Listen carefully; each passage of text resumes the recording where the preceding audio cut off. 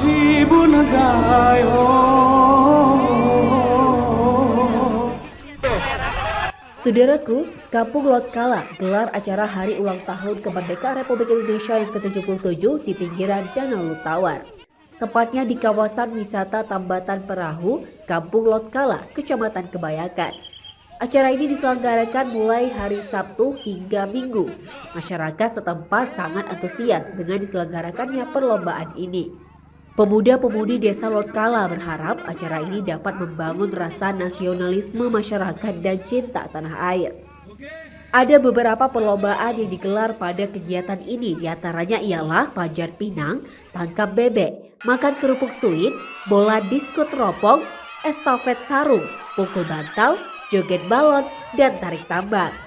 Peserta lomba yang ikut bukan hanya anak-anak saja, tetapi para ibu-ibu juga dapat ikut serta untuk berlomba.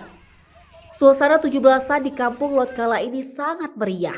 Sembari menonton perlombaan, penonton juga dapat menikmati pemandangan Danau Lutawar. Suara sorak-sorai penonton pun mewarnai sepanjang perlombaan berlangsung. Dari Aceh Tengah, Humaira, Tribun Gai TV.